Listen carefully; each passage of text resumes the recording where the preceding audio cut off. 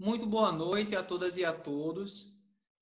Sejam bem-vindas e bem-vindos a mais uma reunião pública do nosso querido Centro Espírita Amor e Caridade.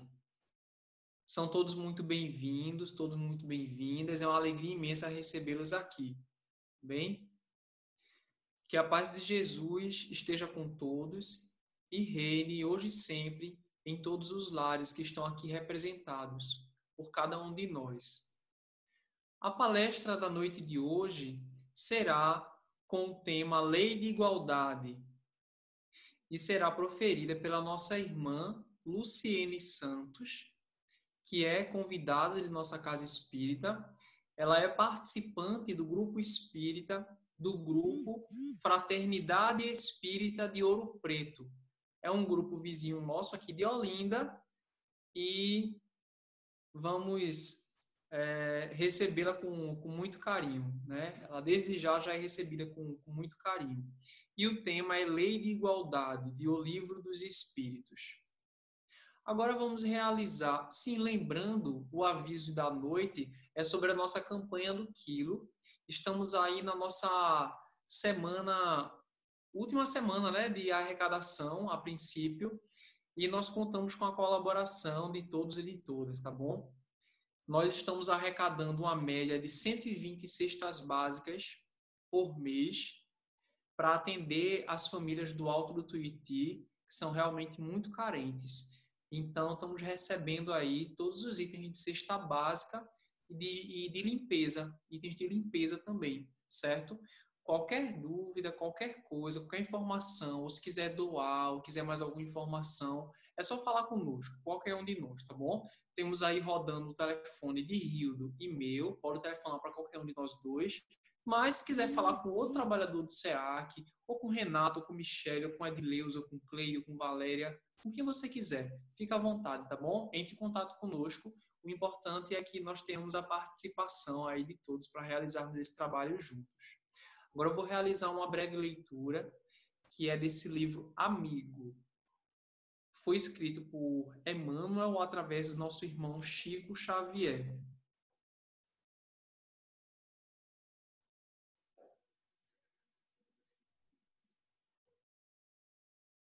Veja o que Emmanuel nos diz. Não acredites em derrota e nem te admitas incapaz de ser útil. Esquece agravos, preterições, ressentimentos e tristezas inúteis, buscando caminho à frente. Se a divina providência não acreditasse em tua capacidade de elevação e refazimento, já teria cessado as tuas possibilidades de serviço na terra. Pensa na vida imperecível e oferece uma nova oportunidade a ti mesmo, procurando reaprender e recomeçar. Então, com essa mensagem de encorajamento e recomeço de nosso irmão Emmanuel, envolvidos pela espiritualidade da casa, vamos fazer nossa oração.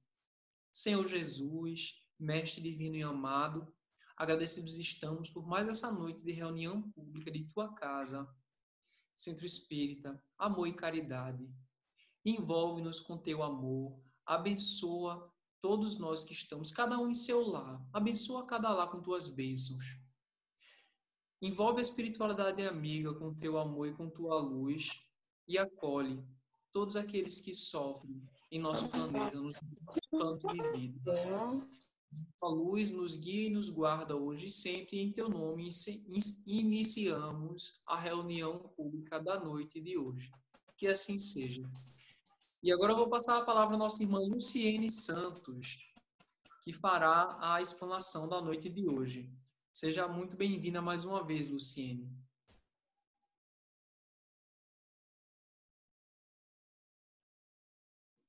Lembrando, pessoal, que quem quiser mandar perguntas, pode mandar aqui no chat, tá bom? E no final nós vamos ter 5 a 10 minutos de perguntas e respostas sobre o tema, que é Lei de Igualdade. Mas, enquanto isso, durante a palestra, vocês podem mandar no chat mesmo, tá bem? Ok. Boa noite a todos que estão presentes aqui nessa reunião. Boa noite a todas que estão presentes também, né? É com muita felicidade que a gente está aqui nessa noite para conversar um pouco com vocês, dividir as ideias, partilhar conhecimentos da nossa doutrina maravilhosa, que nos esclarece, que nos orienta, né, que traz princípios e diretrizes que norteiam a nossa vida e a nossa conduta enquanto cristãos, cristãs, espíritas. Então, assim, já agradecendo o convite, né, do nosso irmão Vinícius, eu tive o prazer e a oportunidade de ir presencialmente na casa de vocês em outro momento, quando a gente falou sobre desigualdades sociais, e também tive o prazer de, em outro momento, para ver o grupo maravilhoso, né, desses jovens e jovens que cantam aí. Então, assim, para mim é maravilhoso estar aqui na noite de hoje. Nessa noite, a gente vai conversar um pouco sobre um tema que é muito maravilhoso, mas que ao mesmo tempo é bem complexo, porque ele é um tema denso, é um tema profundo, né? E é um tema bem extenso do Livro dos Espíritos, que se chama Lei de Igualdade. Mas a gente vai tentar trazer aqui uma síntese, né, desse tema, desse estudo que é tão empolgante, tão estimulante, para que a gente possa dividir com vocês. Primeiro, também deixar aqui um abraço e um beijo da nossa casa, que é o Grupo de Fraternidade Espírita de Ouro Preto, vizinho aqui de vocês. Então, a gente vai trabalhar sobre a Lei de Igualdade. A gente vai trabalhar sobre a Lei de Igualdade, que está contido no Livro dos Espíritos, no livro 3º, no capítulo 9. E esse tema, ele é um tema extenso, como eu falei, né? Ele tem 28 questões, 28 perguntas realizadas por Kardec ao Espírito de Verdade.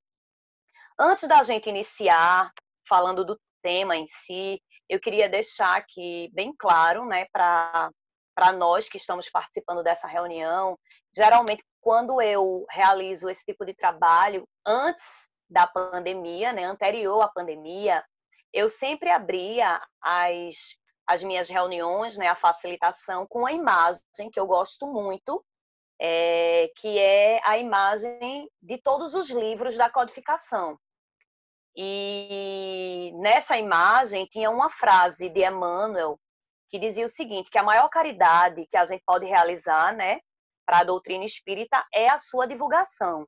Então eu gosto muito dessa frase e gosto da imagem desse slide que eu sempre abri as reuniões, porque mostra para a gente a necessidade da gente estudar as obras básicas da doutrina espírita. São obras riquíssimas, são obras que trazem compiladas todo o conhecimento que os espíritos amigos, né, o Espírito de Verdade, trouxe para a gente através de um trabalho coletivo, um trabalho maravilhoso, um trabalho de parceria entre os encarnados, e aí dentro dessa equipe de trabalho dos encarnados estava Kardec e os desencarnados. Então, a gente percebe que foi um grande trabalho de uma grande equipe que juntos e juntas trouxeram para a gente essas obras preciosas, né? Que são 5 obras, que a gente chama de Pentateuco. E essas 5 obras, elas são formadas por o Livro dos Espíritos, que foi o primeiro livro. O Livro dos Espíritos ele é dividido em 4 partes. Ele é composto de 1018 perguntas e 1018 respostas, dividido, né, em livro 1, 2, 3 e 4, que aí, após a publicação dele, Kardec, nesse trabalho maravilhoso, junto com os espíritos, vai desenvolver os assuntos ali contidos, ou seja, do primeiro livro, que é o Livro dos Espíritos, nós vamos ter em desdobramentos, né, outros 4 livros, que é o Livro dos Médiuns, o Evangelho segundo o Espiritismo, o Céu e o Inferno e a Gênese. Então, esses 5 livros vão formar a nossa base, né? A pedra angular da doutrina espírita.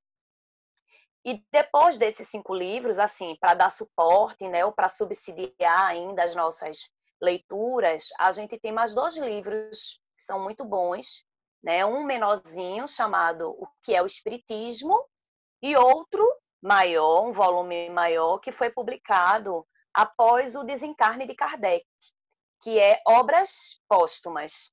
Então, assim, por que eu trago, né, a citação desses livros? Para a gente entender a importância do estudo, para a gente entender a importância que tem do estudo para o nosso crescimento e a nossa evolução espiritual.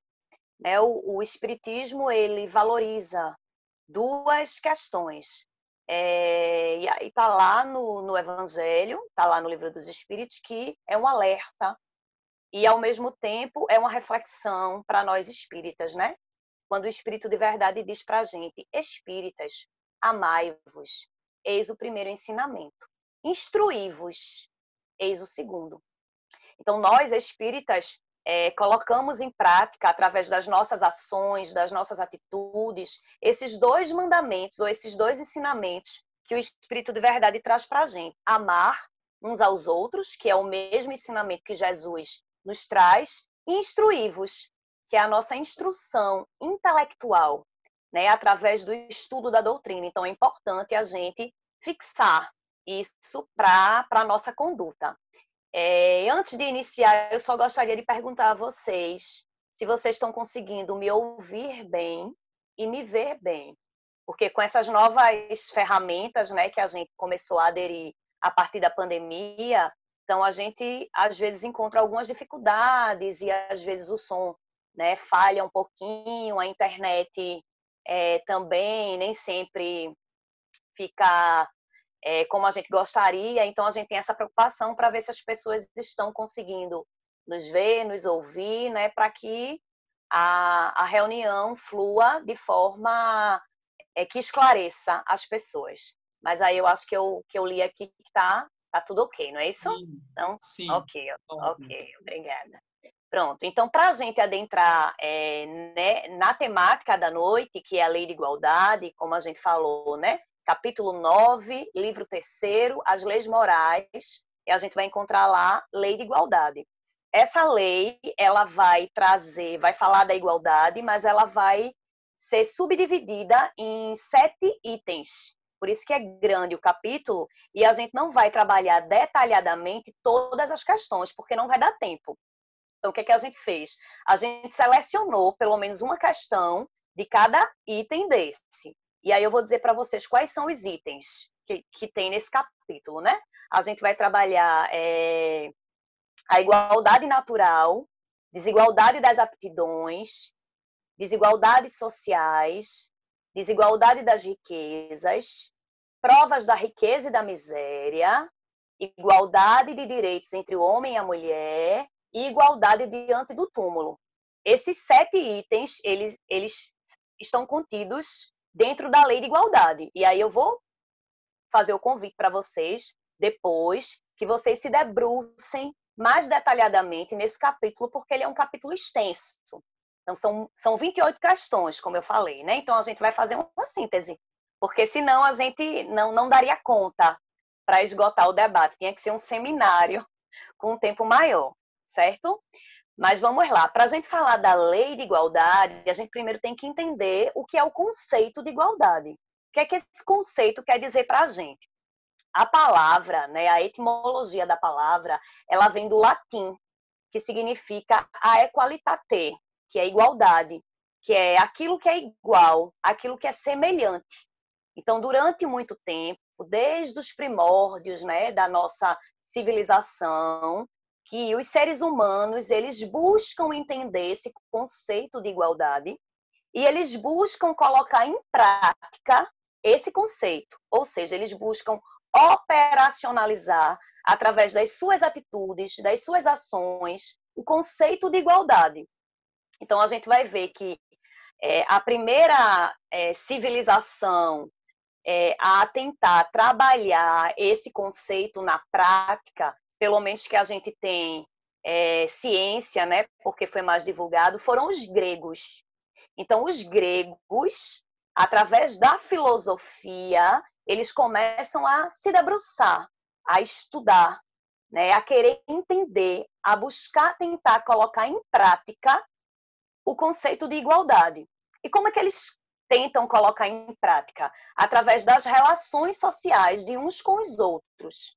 Então, os gregos, eles construíram um espaço no centro, né? Primeiro os atenienses, né? Na cidade de Atenas, que foi uma cidade muito famosa na Grécia.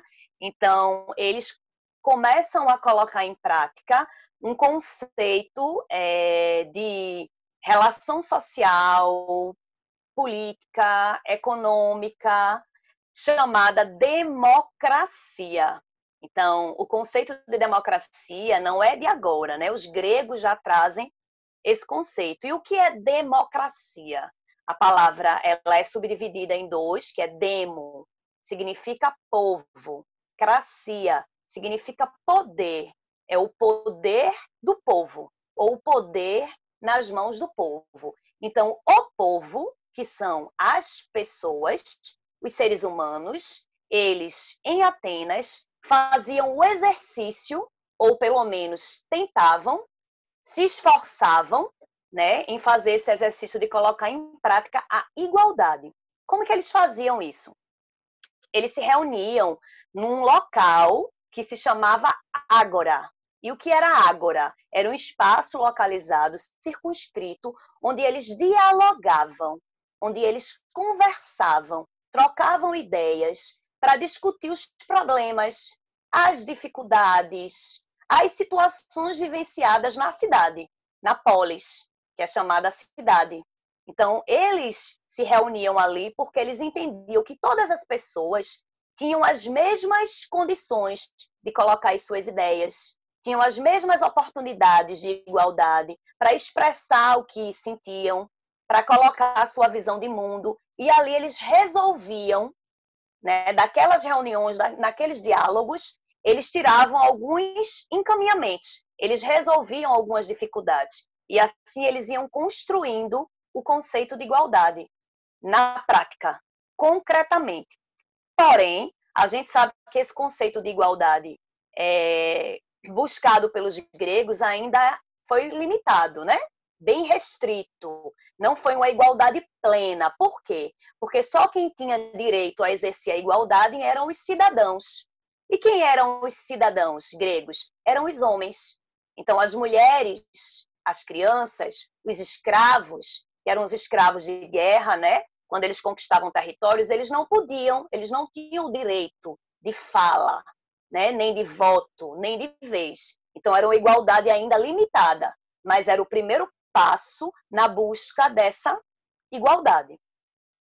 Depois a gente vai ver Roma, né? Então, Roma vai dar aí uma continuidade nessa busca, nesse estudo, nesse desenvolvimento, nesse buscar colocar em prática a igualdade. Então, os gregos, eles vão desenvolver essa igualdade não só na filosofia, mas na política e na jurisprudência, no aspecto jurídico. Então, toda a legislação que nós aqui dos países ocidentais, toda a filosofia, a política, a economia e o direito foram baseados nessas duas potências de civilização.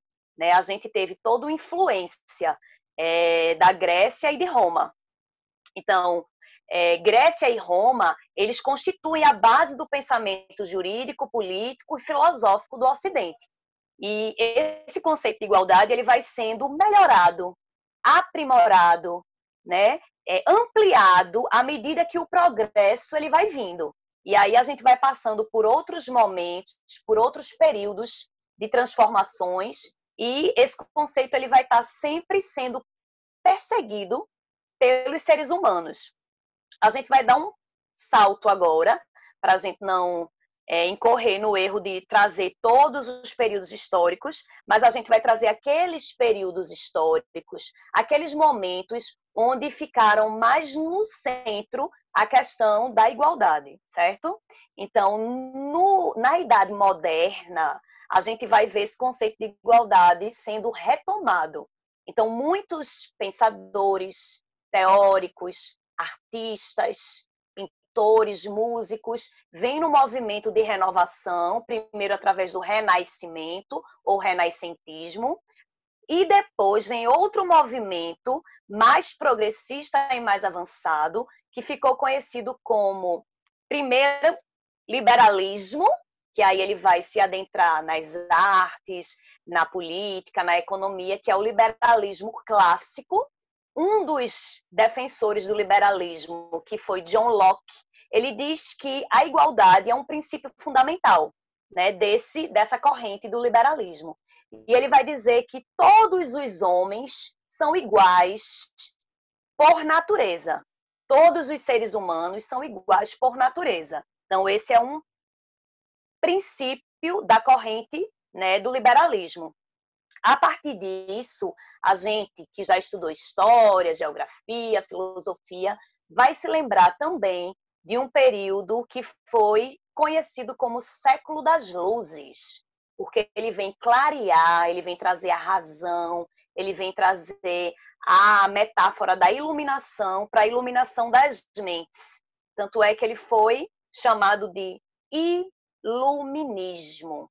E o que é o iluminismo, né? É uma corrente filosófica, é uma corrente que veio aí para ampliar, que veio aqui para trazer ideias progressistas, mais uma vez, nas ciências, nas artes, na literatura, na política, na filosofia. Então, vários pensadores vêm desenvolvendo e vêm fazendo um processo coletivo que defendia o iluminismo como uma corrente progressista, que defendia 3 princípios. Quais eram esses princípios? Igualdade, liberdade e fraternidade. Então, o iluminismo, ele vem com a defesa desses 3 princípios e ele vem, de fato, abrir, né, as mentes para o progresso. Ele vem com a Idade Moderna, e ele vem vários pensadores desenvolvendo essa corrente. Então, Rousseau, Voltaire, os enciclopedistas, Diderot, D'Alembert, e uma corrente de outros artistas que defendem esses princípios. E a partir da defesa desses princípios, a gente vai ter a Revolução Francesa. Então, fora esses 3 princípios, igualdade, liberdade e fraternidade, a gente vai ter também alguns conceitos que vão estar no centro desse movimento. Quais são esses conceitos? O racionalismo, que é a razão, né, a razão no centro. O cientificismo, que é a ciência, para explicar, né, todas as dificuldades, os obstáculos, as questões.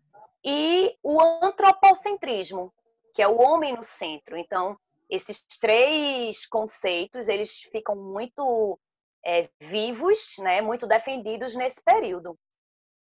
E por que eu estou trazendo essa perspectiva histórica para a gente, para falar de igualdade? Para que a gente possa formar um pensamento, né, para que quando a gente chegue na doutrina espírita, as coisas fiquem bastante claras para a gente. Eu não sei se vocês aqui, irmãos e irmãs, já tiveram a oportunidade de ter acesso aos livros ou de participar do estudo do ESD, Estudo Sistematizado da Doutrina Espírita. E o que é o ESD? Né? A gente vai ter 3 livros ou 3 tomos, onde foram a FEB compilou os 5 livros que eu citei para vocês no início, o Pentateuco da Doutrina. Então, a FEB compilou esses 5 livros, essas 5 obras, nesses 3 livros que ficou conhecido como o estudo do ESD, porque separou por temáticas similares, para ficar mais fácil, para ficar mais claro o entendimento do estudo da doutrina. Então, no primeiro tomo, do ESD, a gente vai ter todo o resgate, toda a perspectiva histórica que possibilitou o trabalho de Kardec na escrita e na publicação do Livro dos Espíritos. Está lá nesse tomo, né, o próprio, tanto lá quanto naquele livrinho A Caminho da Luz, né, psicografado por Chico Xavier e escrito por Emmanuel, quando ele vai justamente falar dessa mesma experiência, que foi necessário que a Revolução Francesa acontecesse, que o iluminismo viesse, porque faz parte da lei do progresso, para que as pessoas daquele período pudessem abrir as suas mentes, pudessem ficar mais predispostas a ideias novas, para que a doutrina dos espíritos se estabelecesse. Inicialmente na França, como a gente sabe, ciência, filosofia e religião. Porque ciência, porque a razão está na base dela, porque nós nos orientamos, nos norteamos pela razão. Filosofia, porque é um princípio filosófico, e aí acarreta nas leis morais, que é a religião. Mas para que as pessoas assimilassem as ideias novas, porque eram ideias revolucionárias, eram ideias transformadoras, que para as pessoas ter a capacidade intelectiva, cognitiva, de compreender aquelas novas ideias, tinha que ter esse ambiente propício, né, de você poder colocar ideias diferentes, um ambiente propício para você trazer o diálogo de questões divergentes. Então, para que isso acontecesse, foi necessário que esses 3 princípios, primeiro, se estabelecessem. Igualdade, liberdade, porque aí vem a liberdade de pensamento, a liberdade de ideias, de visões de mundo, de perspectivas diferentes, de múltiplas visões, para que as pessoas pudessem ter um ambiente fraterno de diálogo, né, sem perseguições, embora a gente sabe que mesmo assim ainda houve, mas já tínhamos um terreno mais propício para que essas ideias da doutrina pudessem ser divulgadas, né? E aí, por isso que é importante a gente ter essa base científica para a compreensão da divulgação da doutrina. Interessante, porque o Livro dos Espíritos ele vai ser publicado 68 anos após a Revolução Francesa. 68 anos após. A Revolução Francesa foi em 1789, e aí, com a Revolução Francesa, se estabelece uma nova perspectiva de mundo, né, uma nova estrutura. Né? A gente agora vai para a idade contemporânea, e aí, 68 anos depois, é publicado, no dia 18 de abril de 1857, o Livro dos Espíritos, com questões super atuais, com muitas questões de Kardec ao Espírito de Verdade. Né? Então, a gente tem aí um documento, né, um livro, um manancial maravilhoso para tirar as nossas dúvidas, para esclarecer os nossos questionamentos, para ampliar a nossa visão de mundo, né, e para atender as nossas respostas, de uma certa forma. Então, a gente chega exatamente na lei de igualdade. E aí, Kardec, né, por ser um homem de ciência, perspicaz, inteligente, usava a razão para tudo, já tinha sido convencido da existência dos espíritos, e aí ele se debruça nessa missão, nesse trabalho, né, de questionar o Espírito de Verdade sobre vários temas, várias temáticas, e um deles foi sobre a igualdade. Na questão 803, que é a primeira questão desse capítulo, vai falar sobre a igualdade natural. Então, Kardec pergunta ao Espírito de Verdade, na questão 803, todos os homens são iguais diante de Deus? E aí, trazendo para a nossa realidade hoje, né, ampliando um pouco, que obviamente Kardec utiliza a expressão homens na questão genérica para se referir aos homens e às mulheres, entendo eu, e aí eu amplio esse conceito e trago todos os seres humanos encarnados, né? ou todos os espíritos, encarnados e desencarnados, são iguais diante de Deus? O Espírito de Verdade responde: sim, todos foram criados, né? Já em questão anterior, o Espírito de Verdade já diz: todos os espíritos foram criados simples e ignorantes. Aqui ele responde: sim, porque todos foram criados e tendem a conquistar o mesmo objetivo. Todos foram criados para atender ao mesmo fim. E as leis naturais são iguais para todos. E aí, Kardec, né, aceita a resposta, obviamente, mas ele vai aprimorando as questões, né?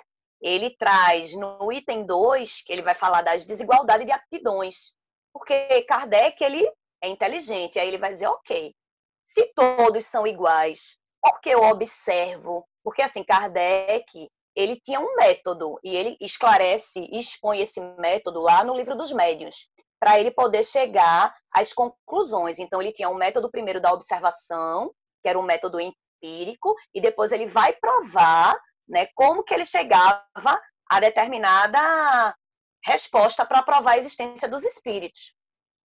Kardec observava, e aí ele percebeu que algumas pessoas tinham características diferentes, tinham aptidões, ou talentos, ou habilidades diferentes. E aí ele, muito perspicaz, diz, ok, se Deus criou todos iguais, então me responda, na questão 804, ele pergunta ao Espírito de Verdade, por que Deus não deu as mesmas aptidões para todos os homens?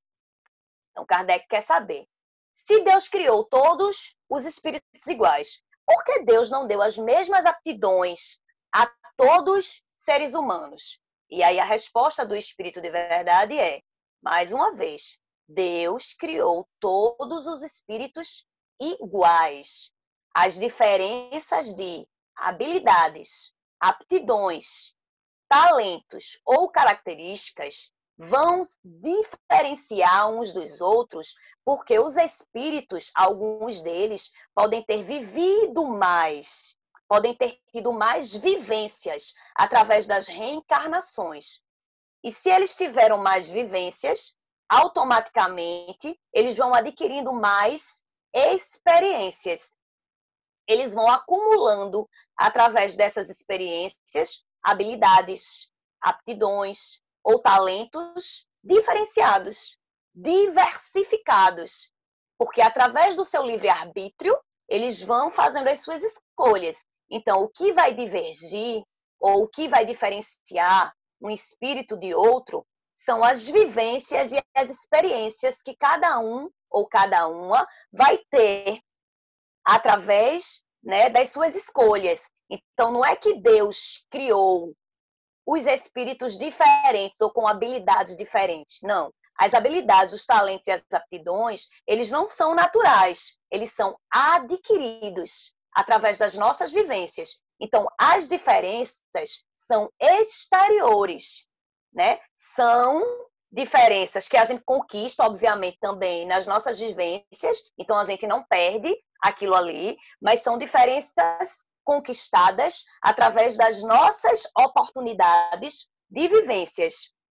E aí, para embasar um pouco isso que a gente está trazendo, lá no livro da Gênese, no capítulo 1, no item 36, eu vou ler para vocês um trechinho que eu achei muito interessante, que traz o seguinte, ó.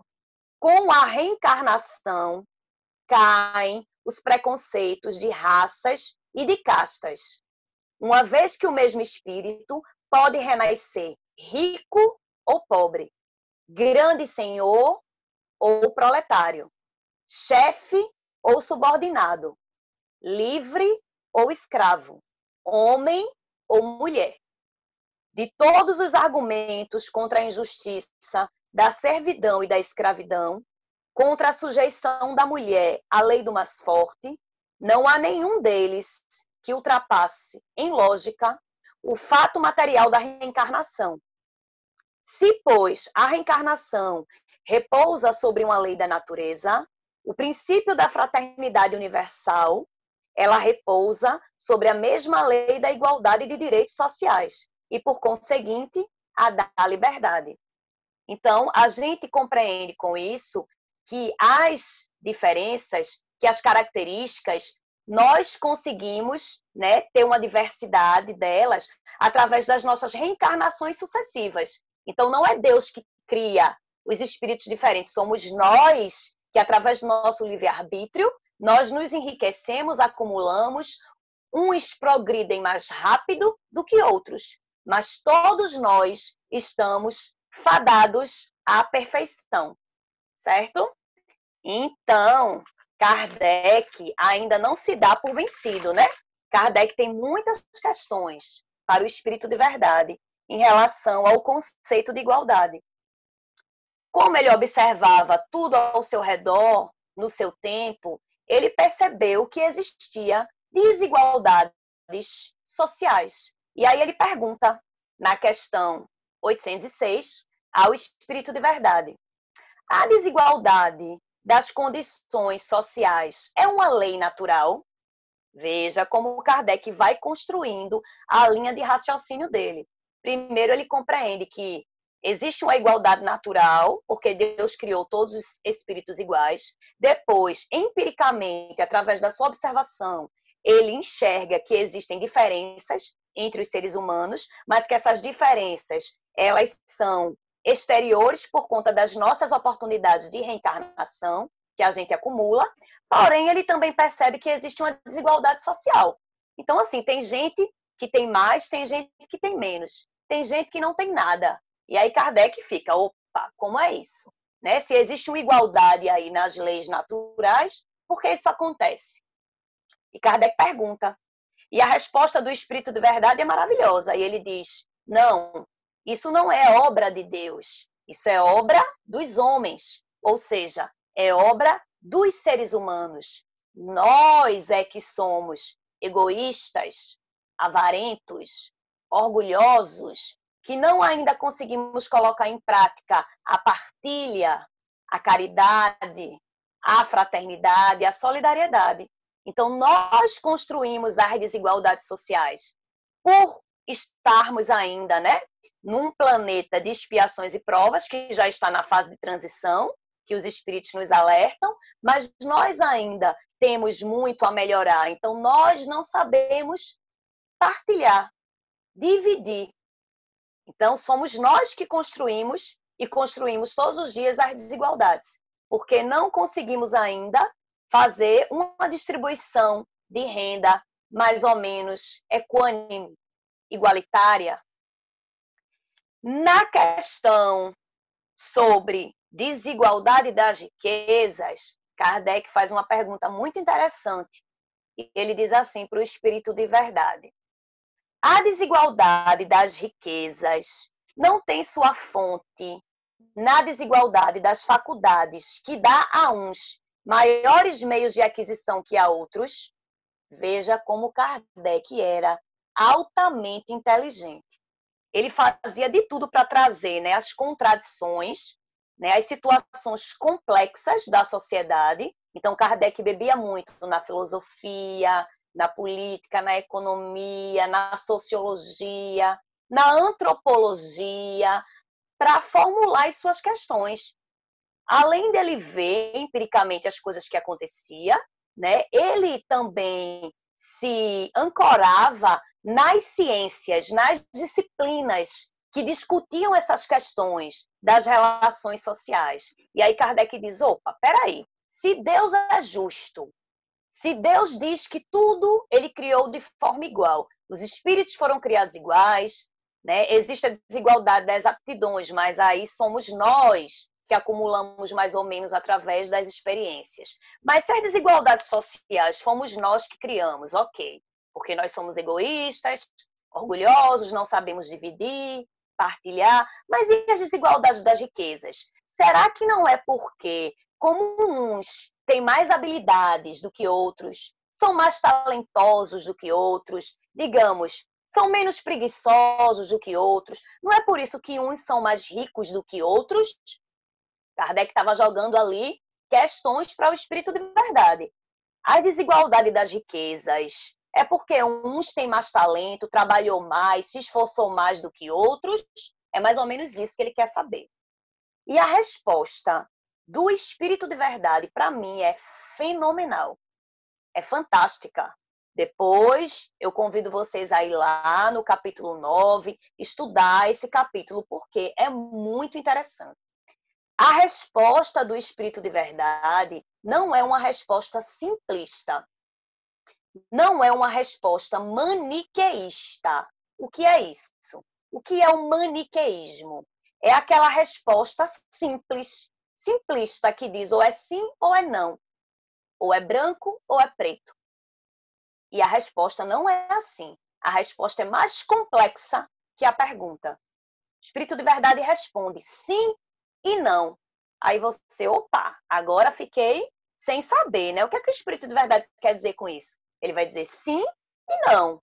Sim, porque de fato existe essa questão verdadeira, que existem pessoas que, através da sua experiência, através do seu livre-arbítrio, faz escolhas, adquire mais características, habilidades, são mais previdentes, são talentosas, né? São mais buscam os seus sonhos, se esforçam, trabalham, mas existem aquelas pessoas que também não tiveram as mesmas oportunidades, ou existe ainda aquelas outras pessoas que conseguem a riqueza não através desses meios honestos, lícitos, admiráveis, né, que é através do esforço, do trabalho, mas a gente sabe que infelizmente existem aquelas pessoas que conseguem a riqueza através do roubo, através enganando outras pessoas, ludibriando outras pessoas, oprimindo e explorando outras pessoas, através do suor e do sangue de outras pessoas. Infelizmente, isso acontece. Aconteceu e ainda acontece. Por isso que o Espírito de Verdade responde sim e não. Porque nem sempre a riqueza ela foi conquistada de forma justa, honesta, através do trabalho. Mas ela pode ser conquistada por vários meios, né? Então, é muito mais complexo do que a gente possa imaginar. Porém, as desigualdades das riquezas também é um fenômeno que foram criados por nós, seres humanos. Mais uma vez, porque a gente não sabe fazer uma distribuição equitativa. E quando eu digo a gente, é porque eu estou colocando, incluindo gestores públicos também, os administradores, né, dos municípios, dos estados, dos países, a nível global, mundial, porque a gente sabe que existe uma grande concentração de renda, não só no nosso país, mas no mundo inteiro. Então, assim, não existe um gerenciamento público equitativo, né? Então, assim, é um problema complexo. Que aí existe também, né, a questão das nossas escolhas, das nossas provas, para a gente poder aprender, né, tanto na pobreza quanto na riqueza. A gente sabe que a gente faz um planejamento prévio antes de reencarnar, mas também porque nós, seres humanos, ainda somos muito falhos, ainda erramos muito, ainda somos muito ambiciosos, ainda não conseguimos, de fato, fazer uma partilha mais equitativa. E essa expressão equitativa é uma expressão que ela já foi pensada, refletida e até escrita por Aristóteles, que ele dizia a equidade ela vem, né, para substituir a palavra igualdade, porque a equidade ela vai proporcionar igualdade, levando em consideração as especificidades das pessoas ou as diferenças das pessoas. Então, ela vai oportunizar direitos iguais, ela vai trazer igualdade para pessoas diferentes, respeitando essas diferenças. Então, o conceito de equidade, a gente pode dizer que ele é mais amplo, mais completo nesse sentido, né?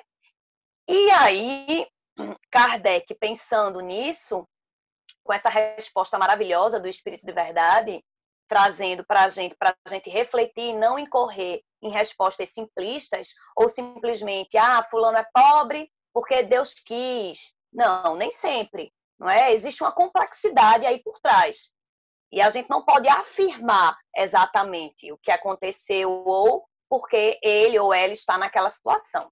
E aí Kardec vem com outro item bem interessante, que se chama provas da riqueza e da miséria. Então, Kardec queria entender ele já estava entendendo que as desigualdades das riquezas tinham duas causas. Uma causa era humana, a gente não sabe dividir, a gente é egoísta, é avarento, e também tinha uma causa espiritual, que a gente podia escolher, né, como prova, ou a riqueza ou a miséria. E aí ele pergunta, na questão 804, por que Deus deu a uns a riqueza e o poder e a outros a miséria? Ele queria entender, ele queria se aprofundar. Por que Deus deu a um ou a uns a riqueza e o poder e a outros a miséria? Porque, né, ele queria dizer, poxa, que injusto, por que a uns e não aos outros? E aí o Espírito de Verdade responde que para provar ambos de maneiras diferentes. Para provar os espíritos de maneiras diferentes. Porém, o Espírito de Verdade acrescenta algo maravilhoso, uma informação maravilhosa, que todos os espíritos vão passar pelas duas provas. Então, se hoje eu reencarnei numa situação de pobreza ou de miserabilidade, eu posso ter a oportunidade, em outra reencarnação, de vivenciar a prova, né, da riqueza. Então, para todos e para todas nós, dada essa oportunidade, ou a gente escolhe, ou está lá nos desígnios de Deus para a gente ter a oportunidade para melhorar as nossas potencialidades. Como na Gênese, naquele trechinho que eu li para vocês. A gente pode reencarnar hoje no corpo de um homem e amanhã no corpo de uma mulher. Hoje, eu posso reencarnar num corpo material branco e amanhã no corpo material negro. Enfim, são-nos dadas as possibilidades, né, N diversas, de reencarnações em diversas oportunidades diferentes que nós possamos saber aproveitar. E é por isso que não nos cabe o preconceito e a discriminação contra ninguém. E é por isso que nos cabe como conduta o respeito à pluralidade, né, as pessoas, a diversidade das pessoas. E é por isso que, além das obras básicas que eu recorri para estudar, para dialogar com vocês na noite de hoje sobre a lei de igualdade, que eu fui beber na fonte do Livro dos Espíritos, da Gênese e do Evangelho, eu fui beber na fonte também de duas obras subsidiárias, que também nos trouxe elementos importantes para discutir, que foi o livro de Hamed, não sei se vocês conhecem, Renovando Atitudes, maravilhoso. Tem um item lá que ele vai falar sobre o preconceito, alertando nós espíritas para nós, né, nos desfazermos desse sentimento ainda tão pequeno, que é o preconceito, porque ele vai entravar a nossa evolução, o nosso crescimento espiritual. E fui beber também num livro maravilhoso de Hermance Dufour, chamado Diferenças Não São Defeitos. A riqueza da diversidade nas relações humanas. Então, esse livro é maravilhoso, onde ela traz para a gente também reflexões da gente ampliar a nossa visão, né? Ampliar a nossa forma de enxergar os nossos irmãos e irmãs, entendendo que todos nós somos iguais, internamente, em espírito, mas temos diferenças exteriores. Essas diferenças são superficiais, né? E aí tem até uma frase que eu gosto muito de um escritor francês que escreveu aquele livro maravilhoso, O Pequeno Príncipe. E dentro desse livro tem uma frase que me marcou profundamente, que é uma frase que ele diz assim: o essencial é invisível aos olhos. Então, meus irmãos e irmãs, as nossas diferenças, elas são exteriores, né? Aquilo que a gente vê com os olhos materiais. Mas dentro de nós, que é a nossa essência, é o que importa. Isso é invisível aos olhos, mas quando a gente passar a enxergar os nossos irmãos e irmãs com os olhos do coração, a gente vai entender realmente o que Jesus colocou no Evangelho, de amarmos uns aos outros, né? E aí, dando continuidade, eu não sei se eu já... qual o tempo que eu tô, né? De início, qualquer coisa pode me interromper, mas ainda falta 2 itens do livro, da Lei de Igualdade, que é no item 6, Kardec vai trabalhar a igualdade de direitos entre o homem e a mulher. E aí, na primeira questão desse item, que é na questão 817, ele vai perguntar ao Espírito de Verdade: são iguais perante Deus o homem e a mulher e têm os mesmos direitos? Porque Kardec também presenciava, no momento que ele estava aqui, reencarnado na Terra, as desigualdades, né, que existiam entre os homens e as mulheres naquele período. Tinham várias correntes filosóficas e científicas que diziam que a mulher não tinha alma, ou que o cérebro da mulher era muito pequeno e que ela não tinha capacidade intelectiva e cognitiva de estudar, por exemplo, né? Então, a mulher era confinada ao espaço privado. Não podia, naquele período, né, nem estudar em universidade. E aí Kardec acompanhava uma discussão nesse período. Tem até um texto dele na Revista Espírita, que ele, o título o tema desse texto é A Mulher Tem Alma? Porque era a discussão daquele momento. Mas Kardec não compactuava com esse pensamento, ele só lançava o questionamento. E aí ele pergunta ao Espírito de Verdade se o homem e a mulher, eles eram iguais e tinham os mesmos direitos. E o Espírito de Verdade responde com uma pergunta maravilhosamente perfeita, dizendo assim: Deus não deu a ambos a inteligência e a faculdade de discernir e progredir? Então a resposta é: se eles têm a mesma inteligência, se eles têm livre-arbítrio, se eles foram criados iguais, qual a dúvida? Né? Mais ou menos isso. E aí, no último item desse capítulo, Kardec vai se debruçar sobre a igualdade perante o túmulo. Porque naquele período de Kardec, as pessoas que tinham posses, né, que tinham muitas riquezas, eles construíam grandes festas nos funerais. Então, eles, além de construir grandes festas, eles construíam templos, né, sepulcros, muito gigantescos e suntuosos, para mostrar que aquela pessoa que estava desencarnando, né, era uma pessoa que tinha títulos, que tinha poder, que tinha riqueza. Isso era muito comum. E aí Kardec questionando ao Espírito de Verdade se, por exemplo, uma pessoa que era pobre, quando desencarnava, se ela não construía tudo aquilo, ou se ela não fazia aquele mesmo ato festivo, se isso tinha alguma diferença para eles, né, quando fossem para a verdadeira vida, ou a vida espiritual. E o Espírito de Verdade diz que não, que nada disso é importante, né, para Deus, nem para a verdadeira vida, que o que importa são as nossas ações, são as nossas atitudes, é aquilo que a gente construiu enquanto vida aqui na Terra. Então, esses bens materiais ou essas demonstrações de riqueza ou de ostentação não contribuíam em nada.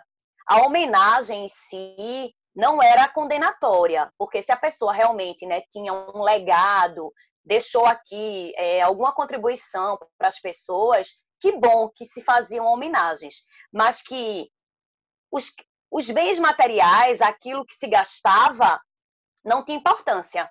Eu estou vendo aqui que tem 2 minutos, Eu extrapolei o horário, foi? Não, temos né? 1 minuto agora. Pronto, então deixa eu usar esse 1 minutinho para trazer para vocês uma história que vai sintetizar tudo aquilo que a gente discutiu. É uma história verídica que aconteceu, que foi com o imperador Alexandre o Grande. E antes, ele reuniu, alguns anos antes da sua morte, ele reuniu os seus generais e falou para os generais que ele tinha 3 desejos e que esses generais teriam que cumprir, teriam que colocar em prática esses 3 desejos dele. Ele fez um documento por escrito, fazendo que esses generais se comprometessem, tanto verbalmente quanto por escrito, como se fosse um testamento. E aí ele disse que ele queria que, no dia da sua morte, os médicos mais eminentes, os mais famosos daquela época, levassem o seu caixão. Ele queria que todos os seus bens, todas as suas riquezas, ouro, prata, joias, tudo fosse espalhado durante todo o trajeto, o seu cortejo fúnebre, até o local que ele fosse sepultado. E ele queria que as suas mãos ficassem do lado de fora do caixão, mostra, para que todos pudessem vê-las. E aí um dos generais achou aqueles desejos muito exóticos e perguntou para ele o porquê, né? Com que objetivo ele estava fazendo aquilo. Aí ele disse: eu quero que os médicos mais reconhecidos levem meu caixão para que as pessoas possam ver que na hora da morte esses médicos não têm poder de cura nenhuma quando a morte chega. Eu quero que os meus bens, os meus tesouros, as minhas riquezas sejam espalhados, né, durante o meu trajeto, para que as pessoas possam ver que os bens materiais aqui conquistados, aqui permanecem. E eu quero que as minhas mãos fiquem expostas para que as pessoas possam enxergar que de mãos vazias a gente vem para cá e de mãos vazias a gente retorna. Então, meus irmãos e irmãs, para que a gente possa aprender com esse exemplo de Alexandre o Grande, né? Que Jesus nos envolva, nos abençoe, nos ilumine, hoje, amanhã e para todo sempre. Que assim seja. Nós agradecemos, Luciene, a sua explanação. Realmente o tema foi muito bem desenvolvido, muito bem trabalhado, né? O codificador tem uma maestria com a palavra, com as perguntas e com a didática com a qual nos passa os ensinamentos. E aí nós temos alguns comentários aqui. Deixa eu entrar no bate-papo.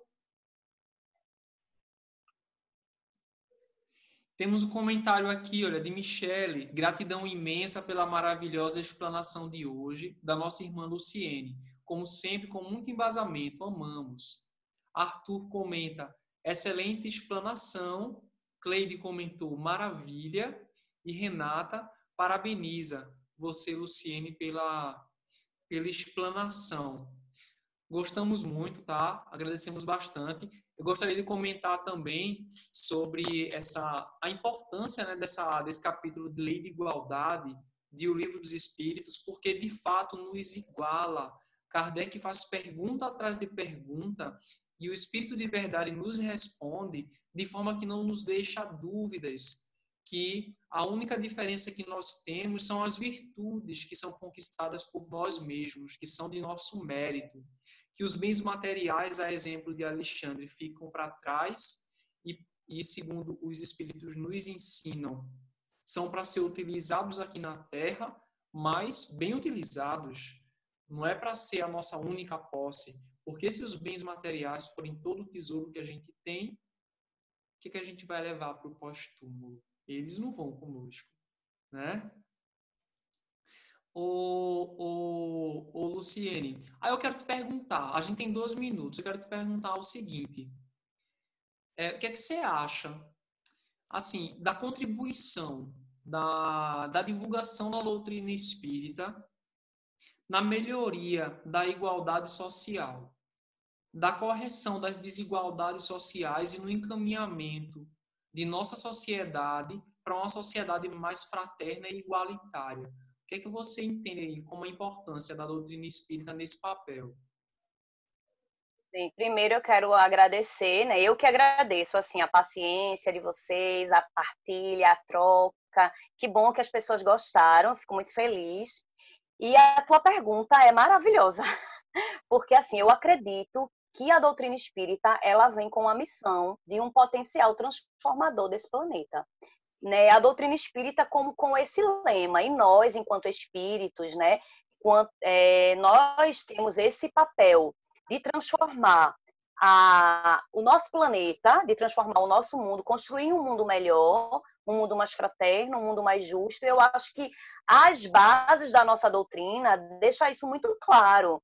As bases da nossa doutrina traz para a gente esses princípios, né? Que a gente pode, a gente tem a potencialidade de melhorar a nossa vida, né, enquanto espíritos, através das nossas ações, das nossas atitudes, mas melhorar a vida do outro. É por isso que estamos aqui, é esse objetivo que nós temos, né, de transformar o nosso mundo, de trazer isso para que as pessoas possam compreender através das nossas palavras, dos nossos conhecimentos, mas não só isso. A gente precisa também arregaçar as mangas, a gente precisa também operacionalizar, concretizar isso né? E isso a gente pode fazer através das nossas ações. A gente tem um papel importante de multiplicar, não só dentro do centro, porque muitas vezes as pessoas têm aquela imagem, eu só sou espírita, eu só vou fazer a caridade, eu só vou fazer o bem dentro do centro. Não, em todos os espaços que a gente está, no espaço de trabalho, na escola, lá fora,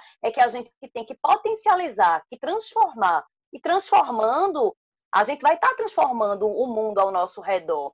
Tem um textinho de André Luiz, que ele fala exatamente isso, que a gente vem para cá porque a gente tem um objetivo de contribuir com o Criador na transformação do planeta, que é nosso papel, melhorar esse planeta, né? E é por isso que a gente reencarna várias vezes, para estar assim, contribuindo uns com os outros. Então, para mim, espiritismo é isso, é transformação. Transformação individual e coletiva. Isso. Muito obrigado pela resposta, né? É um instrumento de regeneração da humanidade, né? E assim nós Exato. encerramos. Mais uma vez, obrigado, Luciene, por trazer esse estudo de forma tão clara, tão didática para nós.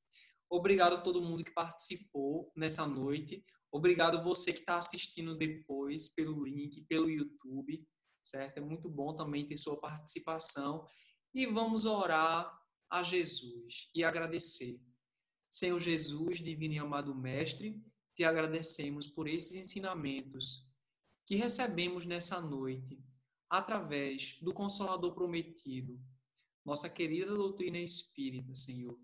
Que essas luzes permaneçam em nossas mentes e nossos corações e sirvam realmente de transformação para nós. Fazei de nós hoje e sempre, Senhor, instrumentos de vossa paz, de vosso amor, de harmonia e de trabalho no bem. Abençoa a equipe espiritual da casa, abençoa todos que participam desse momento, abençoa o nosso país e o nosso planeta para dias melhores, de mais fraternidade, de mais igualdade e de mais amor. Em teu santo nome, Senhor Jesus, com a assistência espiritual dos irmãos da nossa casa, de irmão Sapucaia, e com tuas bênçãos encerramos a reunião pública da noite de hoje. Que assim seja.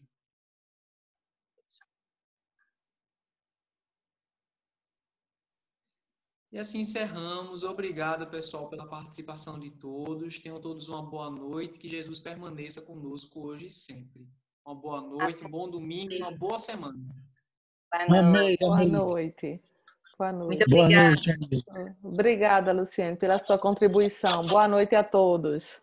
Boa Boa noite. noite. Boa noite.